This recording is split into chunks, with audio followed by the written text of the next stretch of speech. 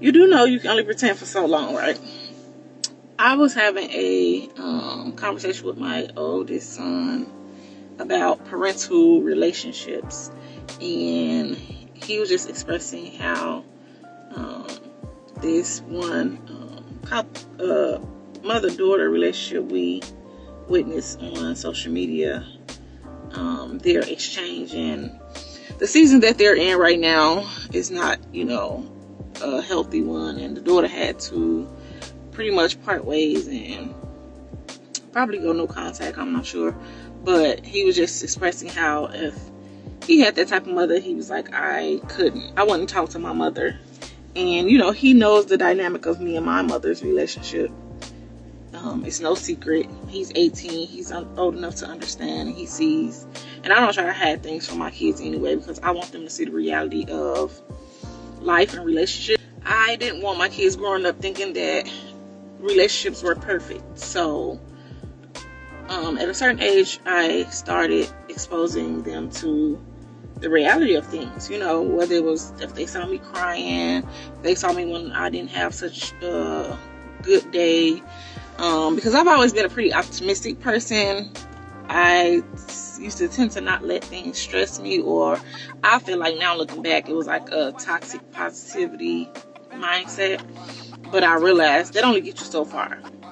And a lot of times we're unaware. We don't know that that's what we're doing because we're just shaped to see things a certain way, or we are convinced to just keep going, or to not show emotions, or showing emotions is a sign of weakness. But as I had the conversation with my son, and he was just expressing to me how he wouldn't have a relationship with me if I was a toxic mom, and how he's just him knowing my dynamic with my mom, he was just like, telling me that I was, good for continuing to foster a relationship with her, considering the circumstances. And I had to explain to him that you don't know what you don't know until, you know any better.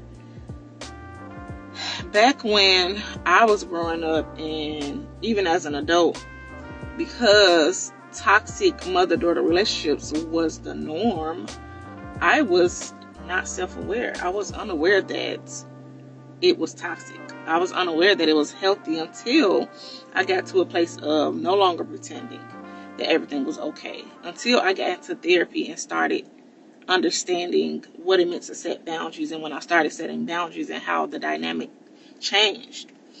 So I was explaining to him that you don't know any better if that's your norm. If when you look around, you see, or you grow up in a certain environment where the norm was for mothers to have like a sense of control over their kids, or for mothers to manipulate their kids, and the kids not know that they're being manipulated, or kids feeling like they had to earn their parents' love.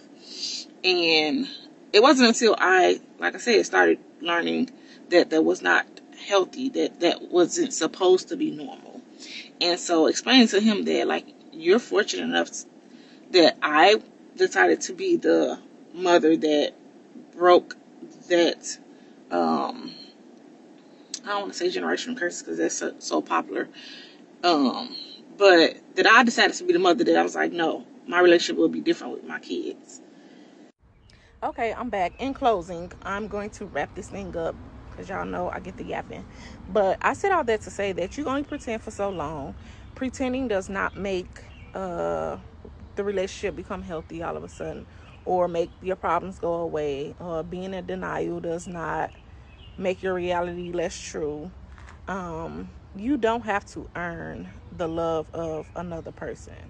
You do not have to pretend that everything is okay.